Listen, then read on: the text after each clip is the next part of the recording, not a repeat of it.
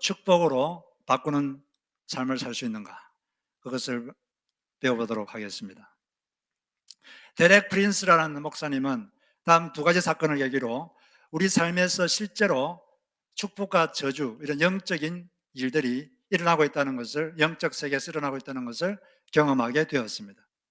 이분이 미국의 어느 장로교회를 집회를 인도하러 갔다가 거기서 설교를 거의 다 마치고 있는데, 강대상에서 설교를 하고 있는데 자기 오른쪽 앞줄에 앉은 가정 세 명인데, 그 가정이 갑자기 눈에 들어왔어요. 아빠, 엄마, 10대 소녀가 있었는데 갑자기 마음속에 성령께서 다음과 같이 말씀하셨습니다. 이 성령님은 영이시기 때문에 우리에게 말할 때 우리의 영에다가 말을 합니다. 영이시기에 영에 말하는데 우리의 영이 그걸 직관적으로 알아듣는 거죠. 그걸 이제 생각처럼 이렇게 우리에게 오는 것처럼 느껴지는데, 성령께서 이렇게 말씀하셨어요. 저 가족에게 저주가 걸려 있다, 이런 말씀하시는 거예요. 그래서 이게 주저주저 하다가 그 가족이 있는 곳으로 강단에서 내려가 가지고 아빠에게 말씀을 했습니다. 제가 이러해서 당신의 가족에게 있는 저주를 끊어주는 기도를 하고 싶은데 괜찮겠습니까? 그러니까 이분이 즉각 그렇게 해주십시오, 이렇게 말씀하시는 거예요. 그래서 다시 강대상에 올라와서 간단하게 다음과 같은 기도를 했습니다. 주 예수님, 우리는 당신이 우리에게 임해야 할 저주를 십자가에서 이미 다 받아주신 것을 믿습니다. 이 시간 기도합니다. 주 예수의 이름으로 저 가족을 모든 저주에서 풀어 주옵소서. 저 가족이 해방되었음을 믿음으로 받아들이고 감사드립니다. 예수님의 이름으로 기도드립니다. 아멘. 이 기도를 했는데, 기도를 끝나고 나니까 그 세 명에 보는 순간 그 눈에 보이는 물리적인 현상이 그 세 가족에게 나타났어요. 한 사람씩 갑자기 몸을 아주 심하게 부르러 떨었습니다. 한 사람씩 이렇게 지나가면서. 그 다음에 이제 가만히 보니까 그 딸이 10대 소녀가 허벅지 위에서부터 발목까지 기부스를 하고 있는 게 보였어요. 그래서 또 가서 아버지가 가서 제가 이 소녀의 치유를 위해서 기도해도 되겠습니까? 이렇게 물어보니까 그 아버지가 하는 말이, 제 딸이 같은 다리를 18개월 동안 3번이나 다리가 부러졌습니다. 의사가 그러는데 치료가 안 된다고 합니다. 그러는 거예요. 그래서 그 목사님이 기도를 했습니다. 기도를 하고 이제 집회를 마치고 그랬는데 몇 주 후에 그 아빠로부터 편지가 왔습니다. 감사의 편지죠. 그 집회를 마치고 병원에 갔는데 엑스레이를 찍어보니까 그 뼈가 다 나와 있다는 겁니다. 놀란 거죠. 그리고 그 편지에 이렇게 되어 있었어요. 사실은 저희 가정에 계속해서 1년에 이상한 그리고 불행한 사건이 계속 일어나고 있었기 때문에 목사님께서 저주를 끊는 기도를 해도 되겠습니까? 했을 때 제가 즉각적으로 응했던 것입니다. 이렇게 말씀을 하는 것이었습니다. 그때 이 목사님이 그 편지를 들고 기도를 했습니다. 기도했을 때 성령께서 한 가지 깨닫게 해주는 게 있어요. 먼저 저주를 끊고 나서 그 딸의 치유를 위해서 기도하도록 일부러 순서를 그렇게 하셨다는 것입니다. 만약에 저주를 끊지 않고 이 다리 치료를 위해서 기도했다면 이 기도가 그 다리가 낫지 않았을 것이다, 이걸 깨닫게 해주셨어요. 이 사건을 계기로 그는 성경의 축복과 저주에 대해서 상당히 많이 있는 것을 알고 축복과 저주에 대해서 공부하기 시작했어요. 그래서 이제 축복인가 저주인가 우리가 선택할 수 있다, 이런 책을 썼는데, 제가 하는 오늘과 다음 주 설교는 이 책을 많이 참고했습니다. 그리고 또 다음과 같은 또 사건을 경험했어요. 한 유대인 여자가 있었는데 그분은 예수님을 믿었고 또 성령 부어주심, 성령 충만함도 체험했던 분입니다.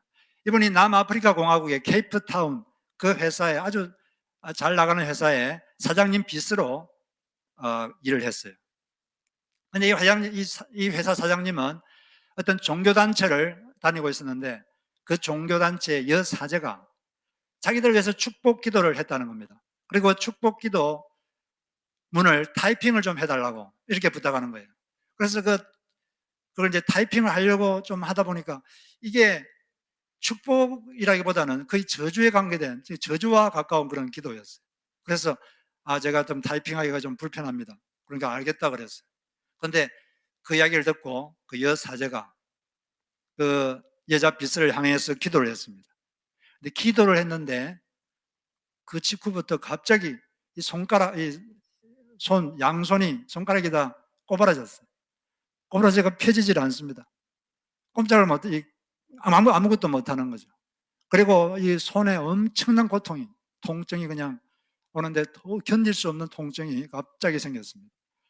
의사가 가보니까 류마티스 관절염이 생긴 거라고 했어요. 근데 뭐 방법은 없습니다.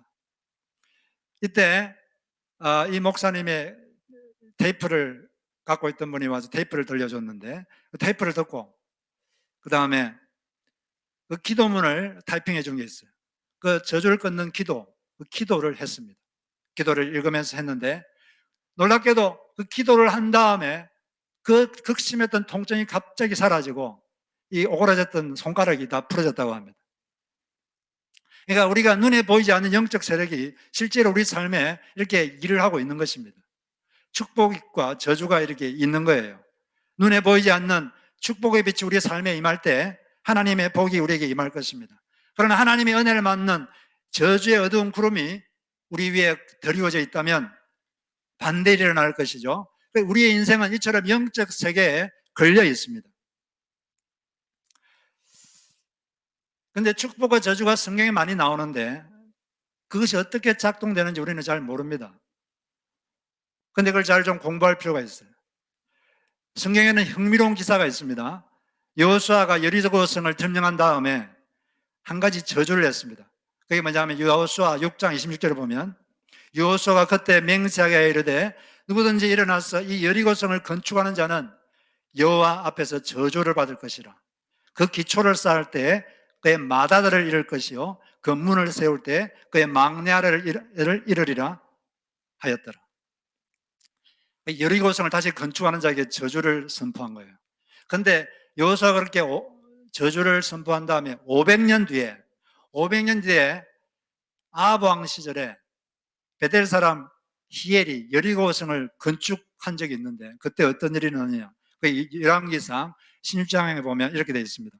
아합 왕 시절에 베델 사람 히엘이 여리고를 건축하였는데 그가 그 틀을 쌓을 때 맏아들 아비람을 잃었고 죽었고 그 성문을 세울 때 막내 아들 수급을 잃었으니 죽었으니 여호와께서 눈의 아들 여호수아를 통하여 하신 말씀과 같이 되었더라. 500년 뒤에 일이 생겼습니다. 500년이면 지금 인진열환이 일어난 거죠. 인진열환이 일어났을 때 누가 말을 했는데 그 저주가 이 세대를 거쳐가지고 임했던 것입니다. 여리고성을 틀을 건축하자 맏아들이 죽었고 성문을 건축하자 막내 아들이 죽었어요. 이 두 사람이 무슨 교통사고를 당한 것도 아닙니다. 전쟁터에 나간 것도 아니에요. 뭐 병이 걸린 것도 아닙니다. 어떤 알지 못하는 영적 힘에 의해서 그냥 죽어버린 거예요. 저주의 어두운 구름이 그게 까인 거죠. 영계 어두운 구름이 임해 있으면 사람이 아무리 노력해도 잘 안 됩니다. 먼저 해야 될 것은 그 구름을 제거해야 돼요. 그 저주의 구름, 이걸 제거해야 일이 풀리는 것입니다. 성경에는 이 저주가 임하면 어떤 일이 생기느냐? 먼저 영적으로 피폐해집니다. 하나님 임재가 없고 하나님과 가까워지기가 힘들어요. 그리고 교회는 능력을 상실합니다. 열심히 하는데 능력이 없는 거죠. 그리고 정신적으로도 피폐해집니다. 마음이 허해지고 가져도 만족이 없고 마음이 늘 공허해요. 그리고 정신적인 문제도 생길 수 있고 그리고 또 물리적인 환경, 이게 계속 어려움이 문제가 계속 생길 수가 있습니다. 성경에서는 축복에 대해서도 이야기를 많이 하고 있습니다. 이삭이 자기 아들 야곱을 축복했습니다. 축복이라는 건 말로 하는 거죠. 근데 이삭의 축복은 약간 예언적 성격이 있는 거죠.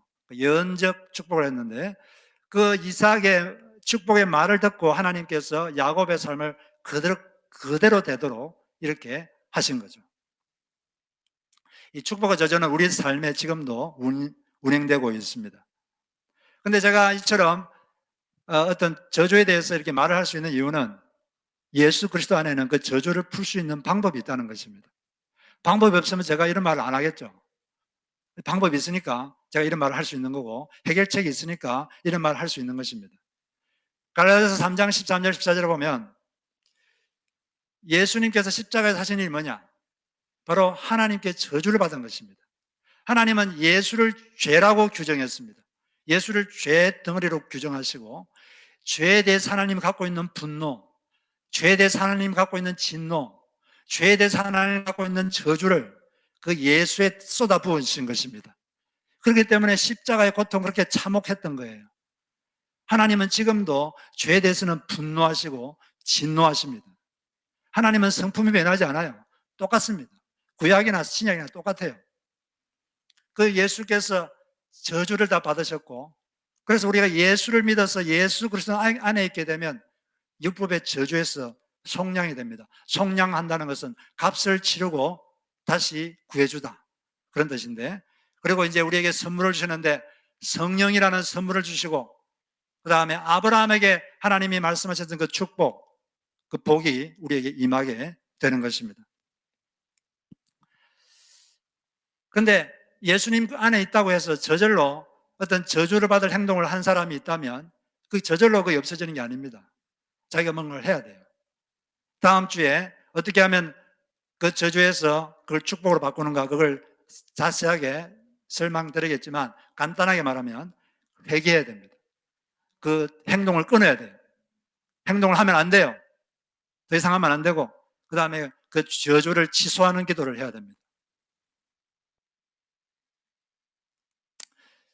우리 오늘 이런 말씀을 전하는 것은 혹시 여러분 삶에 그런 게 있다면 그걸 빨리 없애고 하나님의 은혜가 넘치도록 하기 위한 것입니다.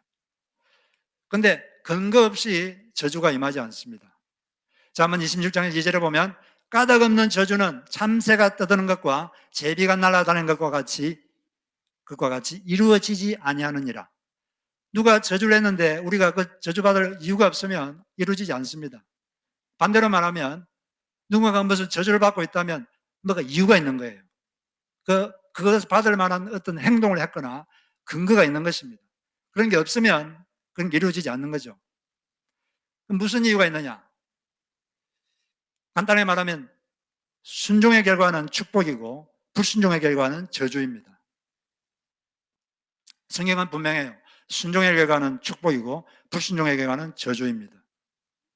물론 언제 축복을 받느냐, 이건 좀 시간의 문제는 있습니다. 지금 당장 그렇게 받을 수도 있고, 그게 안 되면 하나님 자기 자식 때 받게 할 수도 있고, 또 그게 아니면 또 죽은 후에 영원한 나라에서 받게 할 수도 있고, 시간의 문제지. 하여튼 하나님께 순종한 사람은 반드시 축복을 받고, 하나님께 불순종하면 저주를 받게 돼 있어요. 이 땅 아니면 저 땅에서. 축복은 누구에게 주느냐? 축복은 순종에 대한 결과로 주어집니다. 대표적인 축복이 창세기 22장에 하나님께서 아브라함에게 한 축복이 있는데, 아브라함에게 하나님께서 새로운 차원의 복을 내립니다. 여호와께서 이르시되 내가 나를 가리켜 맹세하노니 너가 이것 행하여 내 아들 너 독자도 아끼지 아니하였은즉 내가 너에게 큰 복을 주리라. 왜 큰 복을 준다 그랬죠? 너가 가장 아끼는 것, 너가 가장 아끼는 아들도 아끼지 않고 내게 주었기 때문에 내가 큰 복을 주겠다. 여러분이 아끼는 것을 하나님께 드려야 됩니다. 하나님께 드려야 하나님이 주시는 거예요. 자기는 아무것도 드리지 않고, 나는 아무것도 희생하지 않겠다, 나는 아무것도 손해보지 않겠다, 나는 아까운 건 안 드리고 아무 가치 없는 것만 드리겠다, 그런 사람은 하나님께 받지 못합니다. 그것이 영적 원리입니다. 아까운 것을 나에게 주었은즉 내가 너에게 큰 복을 주리라. 내 씨가 크게 번성하여 하늘의 별과 같고 바닷가의 모래와 같게 하리니 너의 씨가 그 대적의 성문을 차지하리라. 또 내 씨로 말미암아 천하 만민이 복을 받으리니 이는 너가 나의 말을 준행하였음이니라. 왜 축복하시는 거, 왜 복을 주시는 거죠? 너가 나의 말을 준행하였기 때문이다. 준행이 없으면 복도 없습니다. 불순종에는 오직 저주만 있을 뿐입니다. 반면 저주는 누구에게 오는가? 그것은 바로 하나님 말씀 듣기를 거부하는 자, 그리고 말씀을 듣긴 들었는데 그렇게 살기를 거부한 자. 한 단어로 말하면 불순종한 자. 불순종에는 하나님의 저주의 어두운 그늘이 따라다닙니다. 우리는 그것을 알아야 돼요. 그런데 성경에는 어떤 사람에게 저주가 임한다, 이게 기록이 있습니다. 그것을 통해서 왜 저주가 임하는지 구체적으로 알아보도록 하겠습니다. 먼저 첫째는 하나님 외에 가짜 신을 섬길 때 저주가 오는 것입니다. 신명기 27장에 보면은 요단강을 건넜을 때 에발산에 올라가서 레위인들이 그 에발산에서 다음과 같이 큰 소리로 이야기를 하면 백성들이 아멘이라고 말을 해라고 말씀했습니다. 그래서 첫 번째로 어떤 말을 레위인이 하라고 했냐면 20장 15절을 보면 장색의 손으로, 장색이 대장장이죠. 대장장이의 손으로 조각하였거나 부어 만든 우상은 여호와께 가정하니 그것을 만들어 은밀히 세우는 자는 저주를 받을 것이라 할 것이요 모든 백성은 응답하여 말하되 아멘 할지니라. 이 10계명의 1계명과 2계명이 같습니다. 하나님 외에 다른 신을 섬기고 또 어떤 상을 만들어 가지고 이게 하나님이다, 이게 신이다 이렇게 하고 섬기고 절하는 자에게는 저주가 있다. 하나님은 한 분밖에 없습니다. 그리고 하나님을 무슨 상으로 만들 수가 없어요. 그 당시에 이집트 사람들은 주신 중에서 세 신이 그 형상이 동물이었습니다. 코브라, 자칼은 늑대의 일종이죠. 그리고 독수리. 로마서 1장 23절에 보면 다음과 같이 되어 있어요. 썩어지지 아니하는 하나님의 형상을 썩어질 사람과 새와 짐승과 기어다니는 파충류 모양의 우상으로 바꾸었느니라. 실제로 인간들은 그래서 파충류를 보고 그걸 신이라고 말하는 거죠. 마치 이런 것과 같습니다. 가끔씩 여러분 집에 지저분한 곳에 바퀴벌레가 기어다니죠. 그 바퀴벌레를 사진으로 찍어가지고 그걸 멋있는 액자를 만들어가지고 거기다가 밑에다가 이준영 목사 이렇게 적어놓으면 그건 저에 대한 모독이죠. 그럼 제가 분노하겠죠. 내가 바퀴벌레가 왔다는 거죠. 그런데 우상을 섬긴다는 그런 거예요. 뭘 해놓고 이게 하나님이래, 이게 신이래. 하나님이 얼마나 분노하겠습니까? 그리고 하나님 외에, 여호와 외에 다른 신은 없습니다. 나머지 어떤 종교, 고동 종교도 있는데 죄송하지만 다른 종교도 그렇고 또 점을 보거나 역학을 하거나 또 심령술사 이런 것들은 다 하나님을 진노하게 만드는 거예요. 점, 역학, 사주팔자 이런 것들 하나님으로부터 오지 않은 모든 초자연적인 지식, 하나님으로부터 오지 않은 모든 초자연적인 지식은 어디서 오는 겁니까? 마귀에게서 오는 거예요. 거기 아무리 고상해 보여도 근원을 따져보면 마귀에게서 옵니다. 그런 건 손도 대지 마세요. 장난으로라도 거기에 손대지 마세요. 농담도 하지 마세요. 하나님이 진노하시는 겁니다. 하나님이 저주가 임합니다. 요가도 초기 단계는 그냥 스트레칭하고 운동처럼 그렇게 할 수 있습니다. 근데 조금 깊이 들어가면 요가는 종교예요. 거기 조금 깊이 들어가면 다른 신을 초청합니다. 그리고 UFO도 마귀가 만들어내는 가짜입니다. 마귀는 형체 둔갑술, 우주여행술 이런 기술이 있어요. 이런 기술로 사람을 속입니다. 우주인이 있다, 하나님 없다. 근데 그런 UFO는 어디에 자주 나타나냐면 사탄 숭배가 강한 지역에 UFO가 나타납니다. 마귀가 그렇게 형체를 둔갑하는 거예요. 이처럼 하나님의 다른 신을 섬기면 저주가 임합니다. 두 번째, 다양한 도덕적 윤리적 죄들, 여러 가지 계명들이 그런 걸 어길 때 하나님의 저주가 임하는데, 그런데 신명기 27장은 특별히 부모를 업신여기고 부모를 가볍게 여기는 자는 저주를 받는다 이렇게 말했습니다. 27장 16절에 보니까 그의 부모를 경홀히 여기는 자, 경홀히 여긴다는 것은 가볍게 여긴다, 업신여긴다. 부모를 업신여기는 자는 저주를 받을 것이라 할 것이요 모든 백성은 아멘이라 할지니라. 부모를 업신여기는 자를 하나님은 진노하십니다. 그러면 구약시대 때만 그랬고 신약 시대 때는 은혜의 시대니까 안 그럴까요?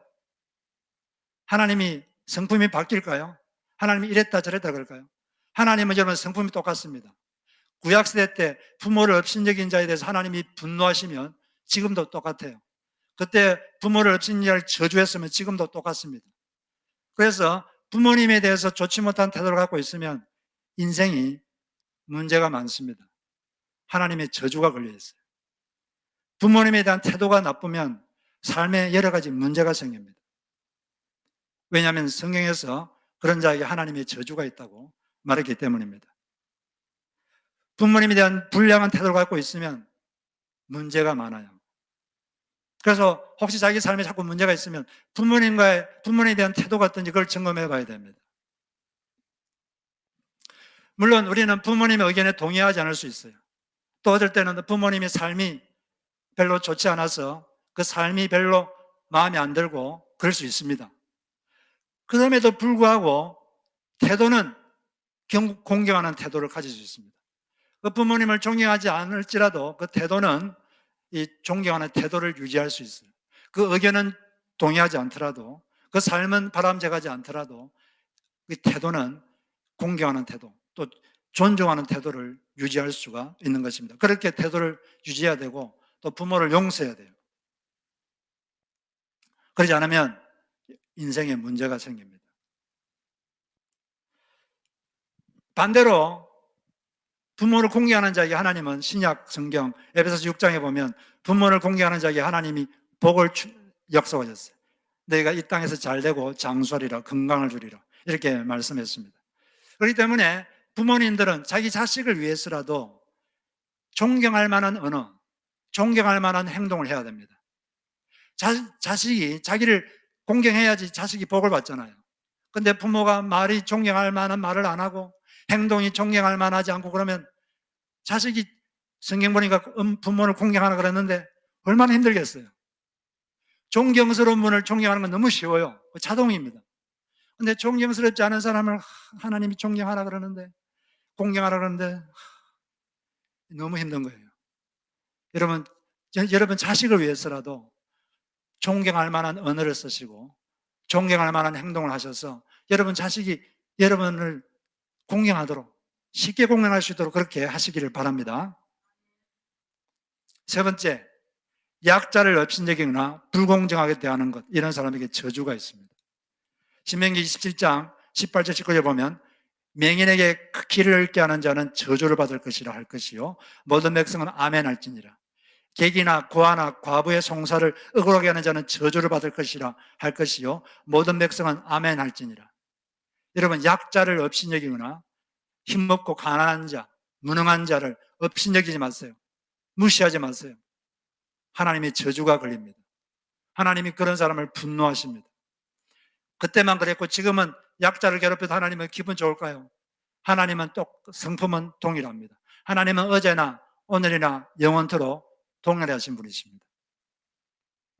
네 번째, 불법적인 성적 행위. 그 20절로 23절에 보면 근친상간, 짐승과의 교합, 이런 변태적이고 불법적인 성적 행위를 하는 자는 저주를 받는다고 했는데, 그 당시 가나안 족속들은 실제로 그런 일을 많이 했습니다. 가나안 민족들은 상당히 타락했고 상당히 잔인한 민족이에요. 그러니까 하나님께서 이스라엘 민족을 통해서 심판한 겁니다. 좀 잔인해 보이죠? 여호수아서 보면 그게 심판 전쟁이라서 그래요. 심판은 원래 잔인한 거예요. 지금도 마찬가지입니다. 지금 세상이 완전히 성적으로 타락했어요. 불법적인 성적 행위가 많습니다. 동성애, 그리고 불륜하면 여러분 행복할까요? 잠시는 짜릿할 수 있습니다. 그러나 거기는 하나님의 저주가 걸려 있어요. 결코 행복하지 못합니다. 끝이 좋지 않아요. 끝이 좋은 것이 진짜 좋은 거예요. 끝을 좋게 만드시기 바랍니다. 성적으로 정결하게 사셔야 돼요. 신약 성경도 마찬가지입니다. 에베소서 5장 5절을 보니까 너희도 정령알거니와 음행하는 자나 더러운 자나 탐하는 자 곧 우상 숭배자는 다 그리스도와 하나님 나라에서 기업을 얻지 못하리라. 그 다음에 다섯 번째, 사탄의 종들의 저주를 받으면 저주에 걸리셨어요. 이 모압 왕이 이스라엘 민족이 쳐들어오니까 겁이 나가지고 발람이라는 이방 사제를 고용해서 이스라엘 민족을 저주하도록 시도를 했습니다. 그런데 하나님께서 발람 사제에게 초자연적으로 역사해서 저주를 못하고 복을 빌어주도록 그렇게 해서 발람이 복을 빌어주는 게 민수기 22장부터 나옵니다. 그럼 지금도 이런 일들이 아프리카나 중남미나 아시아는 지금도 많이 일어나고 있어요. 이런 일이 있었습니다. 잠비아에 한 교회가 있었는데 거기에 두 장로가 있었어요. 이 장로가 서로 알력이 심했습니다. 서로 미워하고 알력이 심했어요. 그런데 그 중에 한 장로가 자기 지방에 그 주술사를 위치 닥터를 찾아가서 상대 장로에게 저주를 걸어달라고 했습니다. 그러니까 그 주술사가 그에게 착수금을 받고 나서 그러면 내일 와라. 내가 저주를 걸어주겠다. 그래서 다음날 갔어요. 그러니까 그 위치 닥터가 이 거울 하나하고 어떤 주술하는 데서는 약품이든 항아리를 두고 기다리고 있었어요. 그러고 나서 이제 스펀지로 그 항아리에 있는 약품을 꺼내가지고 그 거울에다가 바르니까 그 거울에 깜짝 놀랐습니다. 그 거울에 신비롭게도 상대 장로의 얼굴이 선명하게 나타나는 거예요. 저주를 걸어달라는 그 상대 장로의 얼굴이 선명하게 나타났습니다. 그 얼굴이 나타났는데 그 얼굴에다가 면도칼로 그 주술사가 쫙 끄니까 피가 낭자하게 이 거울에 낭자하게 퍼졌어요. 이 장로가 깜짝 놀랐어요. 이 정도는 아니었는데 그냥 저주만 걸어달라고 그러는데 깜짝 놀라서 집에 갔는데 집에 가서 소식을 들었는데 그 상대 장로가 갑자기 출혈을 하더니 죽었다는 거예요.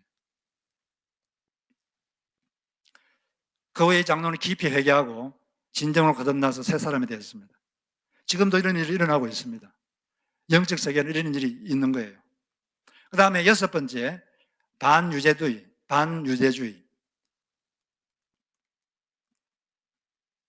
이 사람들 중에는 유대인들을 싫어하고 혐오하는 자들이 있습니다.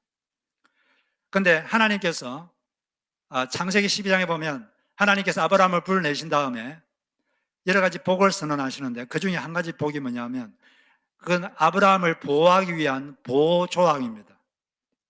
왜냐하면 하나님으로부터 사명을 받은 하나님의 사명자는 누가 공격할까요? 마귀가 공격합니다. 공격 대상이 돼요. 그래서 이 마귀로부터 공격을 보호하기 위해서 보호장치로 하나님께서 다음과 같은 복을 선포하셨는데 창세기 12장 3절에 보면 너를 축복하는 자에게는 내가 복을 내리고 너를 저주하는 자에게는 내가 저주하리라. 이거는 아브라함과 그의 후손에게 하신 약속인데 그 아브라함과 후손들이 하나님의 사명자들이기 때문에 그런 거죠. 그래서 보호장치를 주신 겁니다. 그러면 누가 아브라함의 후손인가? 누가 아브라함의 후손인가? 신약시대 때는 영적으로 하면은 예수 믿는 모든 사람이 아브라함의 영적 후손입니다. 아브라함의 후손입니다. 영적 유대인이죠. 갈라디아서 3장 29절에 보면 너희가 그리스도의 것이면 곧 아브라함의 자손이요. 예수 믿는 사람들 다 아브라함의 자손이에요. 그런데 영적인 유대인만 유대인이 아니라 실제로 혈통적으로 아브라함의 자손인 사람들도 아브라함의 자손입니다. 그러니까 이 두 부류의 사람을 저주하면 저주가 걸려요. 여러분 유대인들을 미워하지 마세요. 유대인들을 막 욕하고 그러면 하나님의 말씀은 세대를 거쳐서 계속 통용이 됩니다. 유효합니다. 좋지 못한 일이 생길 수 있습니다. 대신에 유대인들을 축복하세요. 지금 아직도 예수를 받아들이지 않는 그들을 위해서 축복하고 기도하시기 바랍니다. 그리고 또 예수 믿는 모든 그리스도인들은 아브라함의 자손입니다. 이 다 하나님의 자식들이죠. 이들은 다 하나님께는 다 금쪽 같은 내 새끼입니다. 여러분 예수 믿는 사람들 하나님이 너무 귀하게 보내는 금쪽 같은 자기 자식이에요. 그런데 여러분 부모를 제일 화나게 하는 방법이 뭘까요? 부모를 분노하게 하는 방법이 뭘까요? 네? 부모를 분노하게 하는 방법. 그게 뭐냐면 부모가 생명처럼 아끼는 그 사람이 자식을 욕하고 험담하고 저주하면 부모를 진노케 합니다. 그게 모든 사람이 다 그래요. 모든 사람에게 자식은 자기 생명보다 귀한 거예요. 근데 그 자식을 사랑하는 자식을 욕하고 미워하고 그러면 부모의 저주를 받을 수가 있습니다. 똑같은 일이 하나님께 생겨요. 예수 믿는 모든 사람은 하나님께는 아주 귀한 자식입니다. 여러분 주변에 예수 믿는 사람들은 하나님께 되게 귀한 자식이에요. 내 눈에는 그렇게 귀하게 안 보이는데요. 그건 자기 생각이고.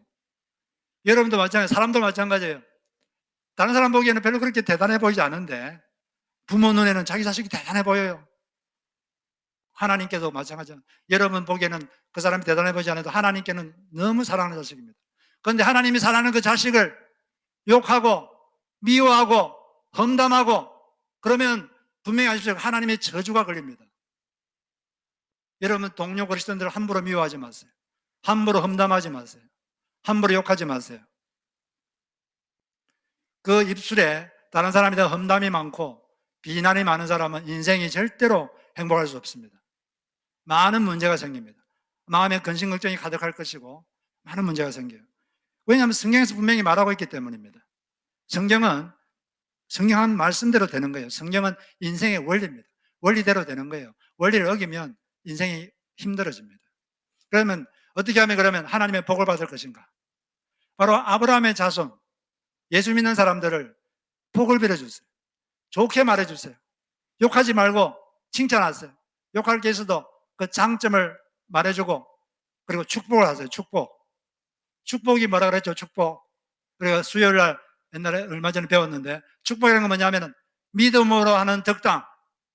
믿음으로 하는 덕담. 그냥 덕담이 아니라 믿음으로 하는 덕담.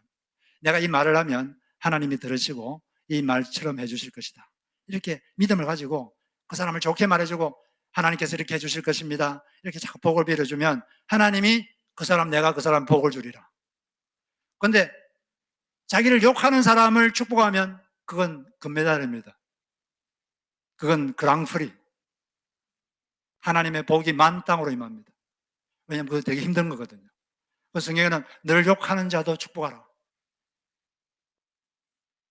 그래서 우리가 그걸 알아야 돼요. 그 다음에 7번째, 자기 일에만 열심이고 하나님의 일은 내팽개치는 것, 그리고 하나님의 것을 도둑질하는 것, 여기에 저주가 있다고 말씀했습니다. 학개 선지자가 바벨론 포로에서 성전 건축을 위해서 돌아온 자들이 성전 건축이 어떤 방해로 이제 정전됐는데 이제 더 이상 성전 건축할 생각은 하지 않고 자기 집만 자꾸 꾸미는 거예요. 자기 집만 더 좋게 만들고.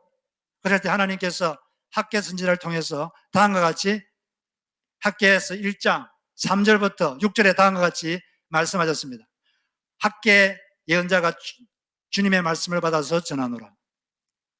성전이 이렇게 무너져 있는데 지금이 너희만 잘 꾸민 집에 살고 있을 때란 말이냐? 나 만군의 여호와가 말하노라. 너희는 살아온 지난날을 곰곰이 돌이켜보아라. 너희는 씨앗을 많이 뿌려도 얼마 거두지 못했으며 먹어도 배부르지 못하며 마셔도 만족하지 못하며 입어도 따뜻하지 못하며 품꾼이 품삯을 받아도 구멍난 주머니에 돈을 넣음이 되었도다. 하나님의 성전은 무너져 가는데 거기는 아무 관심이 없어요. 자기 집만 계속 꾸미고 자기 집만 계속 더 좋은 집으로 살려고 그런 사람에게 하나님께서 저주를 선포하셨습니다.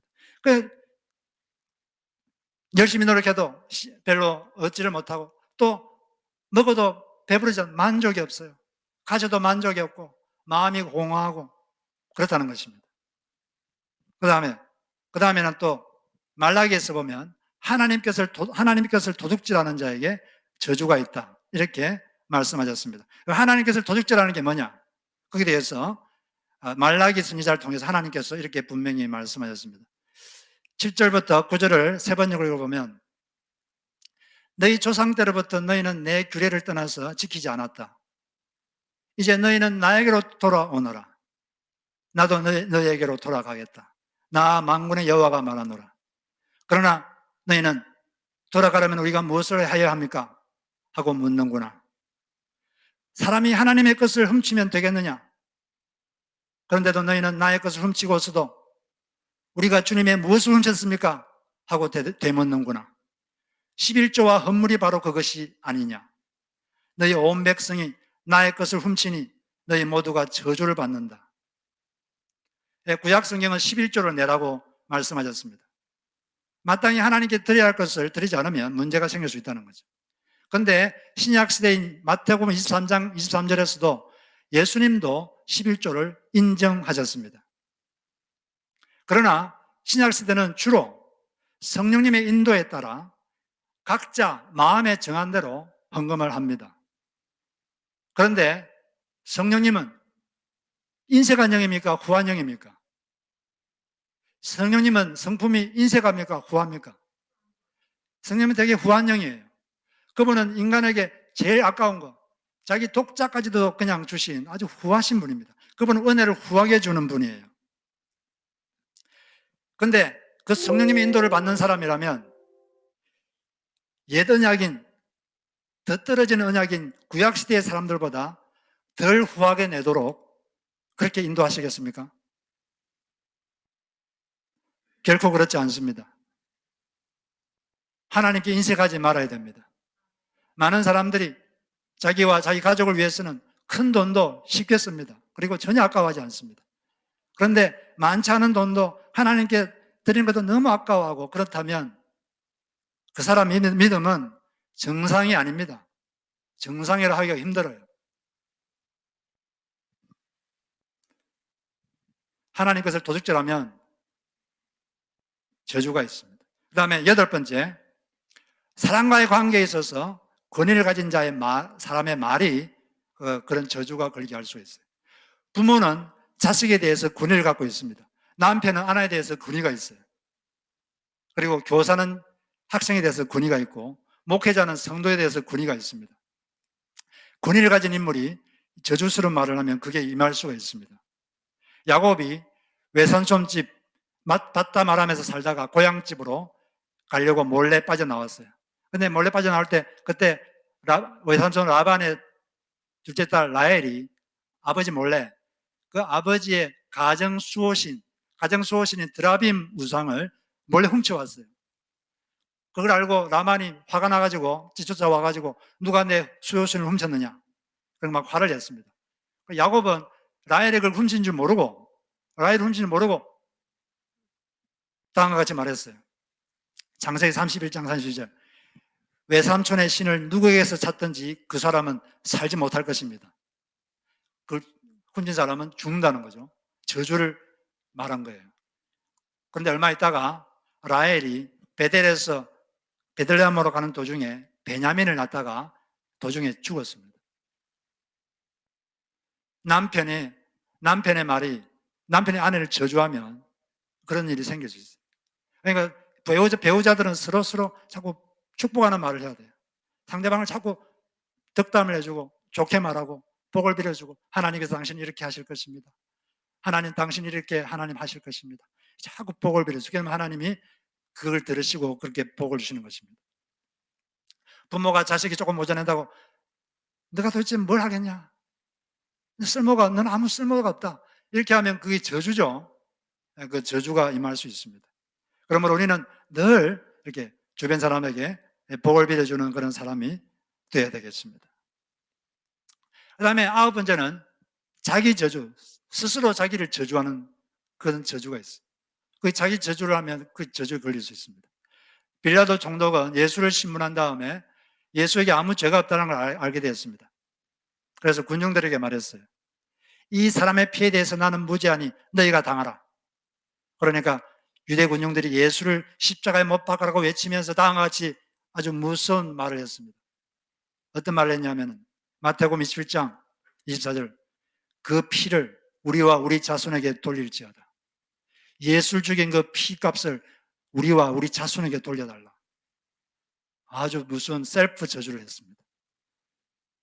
어떻게 됐습니까? 유대인들이 그 뒤에 30년 뒤에 로마가 쳐들어와서 완전히 풍지박산을 내고 모든 유대인들은 전 세계로 흩어져서 그때부터 2000년 동안 가는 곳마다 멸시당하고 박해당하고 그렇게 했죠. 여러분, 자기를 저주하지 마세요. 나는 하는 것마다 안 돼. 내가 뭘 하겠어? 나는 안 돼. 이거 자기 저주입니다. 이거 자기를 저주하지 마세요. 하나님, 여러분 되게 귀한 존재입니다. 하나님께서는 아주 귀하게 보십니다. 이렇게 말을 해야 돼요. 자기를 보고 나는 하나님의 은혜 영역에 들어가 있는 사람이다. 하나님의 은혜가 지금도 흐르고 있다. 아침에 일어날 때마다 하나님의 은혜가 지금 나에게 임하고 있다. 이렇게 말해야 됩니다. 그리고 나는 창조주 하나님의 자식이다. 이렇게 말해야 되고, 그리고 나는 주님의 인도와 돌보심을 받는 주님의 양이다. 이렇게 말해야 되고, 나는 하나님께 영광을 돌릴 사람이다. 이렇게 자기를 축복하시기 바랍니다. 그 축복이 임하는 것입니다. 자기를 저주하지 마세요. 겸손은 자기 저주가 아닙니다. 겸손은 자기 가치를 알지만 상대방을 더 높여주는 거예요. 상대방을 더 귀하게 여기는 게 그게 겸손입니다. 마지막으로 10번째는 하나님을 의지하다가 더 이상 그러지 않는 떠난 자들, 이런 사람에게 하나님의 저주가 있습니다. 예레미야 17장 5절 6절에 보면 여호와께서 이같이 말씀하시니라. 무릇 사람을 믿으며 육신으로 그의 힘을 삼고 마음이 여호와에게서 떠난 그 사람은 저주를 받을 것이라. 그는 사막의 떨기나무 같아서 좋은 일이 오는 것을 보지 못하고 광야 간조한 곳, 근근한 땅, 사람이 살지 않는 땅에 살리라. 이번 마음이 여호와를 떠난 사람이라 그랬어요. 떠났다 이 말은 무슨 말이죠? 떠났다는 것은 처음에는 거기 있었다는 거죠. 처음에는 거기 있었는데 나중에 떠나버렸습니다. 처음에는 여호와를 의지했어요. 처음에는 여호와를 섬겼습니다. 근데 떠나버렸어요. 더 이상 여호와를 의지하지 않습니다. 이제 뭘 의지하느냐? 육신으로 자기 힘을 삼고 오직 사람만 믿습니다. 처음에는 의지했는데 그걸 떠나버리고 이제 사람만 믿어요. 육신의 힘을 믿는다는 것은 인간적 지혜, 인간적 방법, 인간적 노력, 인간적 계획, 이런 것들만 의뢰한다는 것입니다. 물론 우리도 노력하고 계획도 세우고 방법을 짜야죠. 그러나 그것은 하나님의 인도하심을 받아서 그렇게 하는 것입니다. 하나님의 인도를 받아 우리는 열심히 계획도 세우고 노력도 하고 그래야 되지만, 근데 그런 게 아니라 그것만 의지하고 하나님을 신뢰하지 않고 그런 자들은 저주를 받는다. 이렇게 하나님이 직접 말씀하셨어요. 그러면 예레미야 시대 때만 그렇고 지금은 하나님 의지하지 않고 그래도 괜찮습니까? 하나님이 성격이 바뀌었습니까? 하나님의 마음이 바뀌었습니까? 하나님은 변하지 않습니다. 성경 말씀은 어제나 오늘이나 구약이나 신약이나 3,000년 전이나 3,000년 전이나 똑같습니다. 그런 사람은 어떤 땅에 사냐? 근근한 땅에 산다. 근근하다 이 말이 원어적 의미는 소금 땅. 소금 성분이 있는 땅에는 어떤 생물도 못 자랍니다.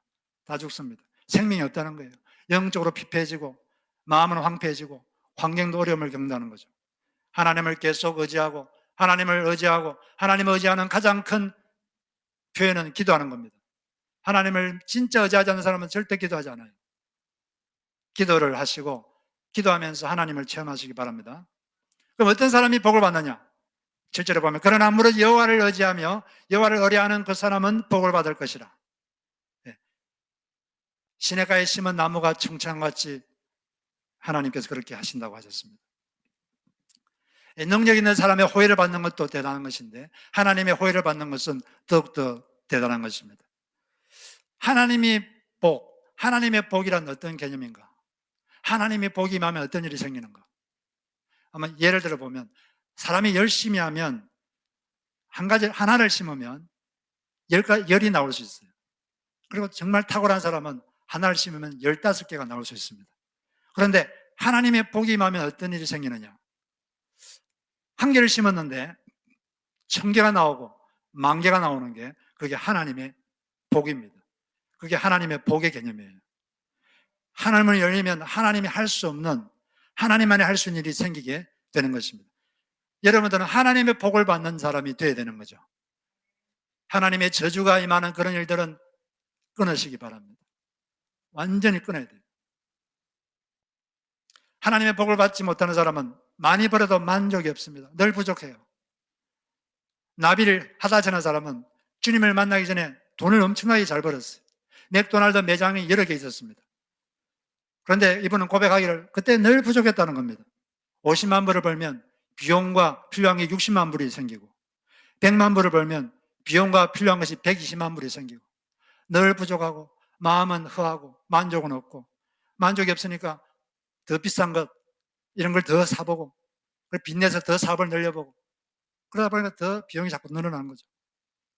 그러다가 예수님을 믿고 나서 예수를 믿었어요. 그리고 주님께서 말씀하셨습니다. 나는 질투하는 하나님이다. 지금까지 사업이 너의 신이었다. 너의 롤스로이스 차가 너의 신이었다. 너의 지위가 너의 신이었다. 이 모든 거짓 신들을 내가 다 빼앗아갈 것이다. 그리고 누가 진짜 신인지 너는 알게 될 것이다. 그러나 내가 다시 모든 것을 회복시켜 줄 것이다. 그리고 실제로 이분이 맥도날드 매장들 다 정리해서 다른 사업을 했는데 뱅크럽시 했어요. 그리고 뱅크럽시 하고 이 사람은 지금까지 저주받을 만한 모든 행동들을 다 끊고 회개했습니다. 근데 하나님이 약속하신 대로 다시 사업할 기회를 주셔서 다 회복이 됐어요. 근데 이제는 버는 것이 비용보다 더 많습니다. 그리고 만족과 함께 그런 걸 회복시켰어요. 전에는 아무리 벌어도 만족했어요. 이제 만족감이 생겼습니다. 그리고 이제는 가난한 사람들도 적극적으로 구제하게 되었고, 그리고 하나님의 일에도 후하게, 제너러스하게 헌금하는 그런 삶도 살고 있게 된 것입니다. 하나님이 주시는 복은 후유증이 없습니다. 그런데 하나님으로부터 하는 복은 복 같은데 복이 아닙니다. 겉으로는 복 같은데 복이 아니에요. 그런 복은 다 버리시기 바랍니다. 오직 하나님으로부터는 복을 여러분 받으시기 바랍니다. 하나님의 저주를 초래하는 그런 행동들은 일체 금하십시오. 그리고 하나님이 복을 불러오는 그런 일만 하셔서 하나님의 복이 충만한 여러분 되시기를 주의 이름으로 축복합니다. 우리 같이 찬송을 한 곡 부르고 같이 기도하도록 하겠습니다.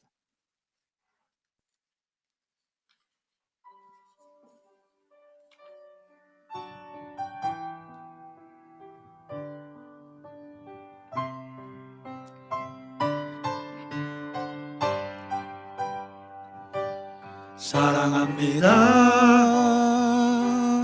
나의 예수님, 사랑합니다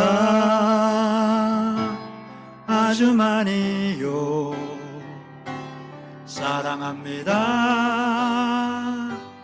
나의 예수님, 사랑합니다 그것뿐이에요. 사랑한다 아들아, 내가 너를 잘 아노라. 사랑한다 아들아, 내게 축복 더하노라. 사랑한다 내 딸아, 사랑한다 내 딸아, 내가 너를 잘 아노라. 사랑한다 내 딸아, 내게 축복 더하노라. 이 시간 같이 기도하겠습니다.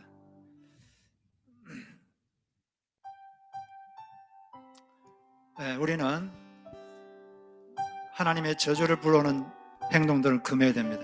하나님의 가짜 신을 섬기는 것, 부모님에 대하여 부모님을 업신여기고 가볍게 여기는 잘못된 태도, 약자를 업신여기고 불공정하게 대하는 것, 불법적 성적 행위, 사탄의 일들에 개입해서 그들의 저주를 받는 것, 반유죄주의, 또 예수 믿는 아브라함의 후손들을 욕하고 미워하고 험담하는 것, 자기 일에만 열심이고 하나님의 일은 내팽개치는 것, 하나님의 것을 도둑질하는 것, 사랑과의 관계에서 그 잘못된 말, 이런 말을 하면 안 되고, 또 스스로 자기를 저주하는 것, 하나님을 의지하다가 더 이상 그렇게 하지 않는 하나님을 떠난 자들, 이런 이런 것을 하면 안 됩니다. 하나님 이런 행동을 하지 않도록 해주시고 하나님의 복을 불러오는 그런 행동을 하게 하여 주옵소서. 그리고 모든 저주가 예수 그리스도 안에 있는 자에게는 이미 다 끊어지고 예수께서 십자가에서 다 저주를 받아주신 것을 이러면 감사기도 드리시기 바랍니다. 우리 같이 이 시간 통성으로 하나님 앞에 주님의 마음 한번 부르고 기도하겠습니다. 주여, 하나님 아버지의 이 시간 주님 앞에 간절히 기도드리옵나이다. 오 예수님 감사합니다. 오 주님 고맙습니다. 하나님 아버지의 우리를 대신하여 그 죄의 저주를 다 받아주시고 하나님의 진노를 다 받아주셔서 감사합니다. 그런 하나님 아버지, 하나님의 저주를 불러오는 그런 행동을 더 이상 하지 않게 하여 주시고 하나님 아버지여, 하나님의 심판, 하나님의 분노를 자아내는 그런 행동을 중단하게 하옵소서, 끊게 하옵소서. 하나님은 더 이상 하지 않게 하여 주옵소서. 하나님 아버지여, 오직 하나님의 복을 불러오는 그런 행동만 하게 하여 주시고 그런 일만 할 수 있도록 아버지 하나님이여 도와주시옵소서. 하나님 아버지, 우리를 하나님 도와주시고 하나님의 복이 임하게 하여 주옵소서. 하나님의 역사가, 하나님의 축복이 임하게 하여 주옵소서. 하나님의 복 주심 우리에게 가득하게 하여 주시고 하나님, 그리하여 사람이 할 수 없는 하나님 문이 열리는 축복이 우리 모두에게 임하게 하여 주옵소서. 하나님 문이 열리게 하여 주옵소서. 하나님 문이 열리고 하나님 아버지, 오직 하나님만이 하실 수 있는 그런 일들이 우리 삶 가운데 일어나도록 주여 역사하여 주옵소서. 오 하나님 아버지 도와주시옵소서. 오 하나님 아버지 역사해 주시고 하나님 아버지 함께하여 주옵소서. 거룩하신 하나님 아버지여, 능력으로 붙잡아 주시고 당신의 백성들 한 사람 한 사람 하나님 두 손 들어 복을 주시고 아버지 하나님의 저주를 다 끊어주시옵소서. 오 주여, 주님께서 역사해 주시고 하나님 아버지의 시간 인도하여 주옵소서. 주여 감사합니다. 오 감사합니다. 오 주 예수님 감사합니다. 당신이 죄가 되셔서 하나님의 저주를, 하나님의 진노와 분노를 다 받아내 주셔서 감사합니다. 끝까지 참으시고 끝까지 받아주셔서 감사합니다. 하나님 아버지, 저희들이 더 이상 하나님의 진노를 초래하는 행동을 끊게 하여 주옵소서. 하나님 더 이상 하지 않도록 하여 주시고 오직 하나님의 복을 불러내는 그런 행동만 하게 하여 주시고 그런 말만 하게 하여 주시고 그런 마음가짐만 갖게 하여 주시고 그런 태도만 갖게 하여 주옵소서. 그래야 하나님의 복을 이 땅에 풀어내는 그런 당신의 백성들이 되게 하여 주시옵소서. 오 하늘의 복이 우리에게 임하게 하여 주시고 우리 모두에게 열린 복을 주옵소서. 하나님, 여기 모인 모든 자들, 하나님 이들을 위해서 예수께서 이미 다 저주를 받아주신 것을 믿습니다. 하나님, 혹시 이들에게 저주에 얻은 그늘이 있다면 이 시간 다 풀어 주시옵소서. 주님께서 새롭게 해주시고 하늘의 복에 임하게 하여 주옵소서. 하늘의 복, 하나님이 주는 복이 이들의 환경과 영광과 에게 가득하게 하여 주옵소서. 하나님의 복이 가득할지어다. 예수님의 이름으로 기도드립니다. 아멘. 우리 찬송가 한 곡 부르겠습니다.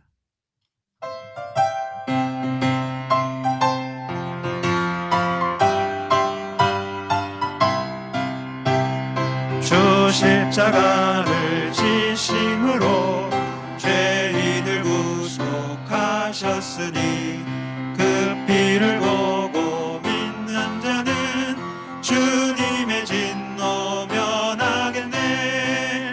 내가 그 피를 유월절 그 양의 피를 볼 때에 내가 널 넘어서 가리라. 흉악한 죄인 괴수라도 예수는 능히 구원하네. 온몸을 피에 담글 때에 주님의 진노 면하겠네. 내가 그 피를 유월절 그 양의 피를 볼 때에 내가 널 넘어서 가리라. 구주의 사랑 크신 은혜 보혈의 능력 의지하세. 심판의 불이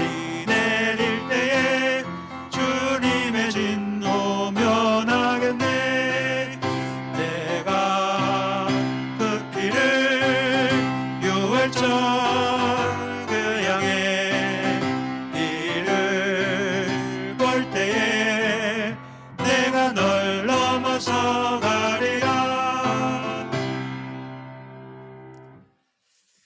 하나님 아버지 감사합니다. 하나님 은혜에 감사하여 각종 명목으로 헌금합니다. 11조 감사헌금, 주정헌금, 성교헌금, 하나님 아버지여 하나님께 마음을 드리는 것이니 기쁘게 받아 주시옵소서. 그리고 물질적으로 어려운 분들 주님 있는 거 아십니다. 하나님의 놀라운 방법으로 채워 주옵소서. 하나님께서 약속하신 대로 다 공급의 하나님이 채워줄 줄로 믿습니다. 하나님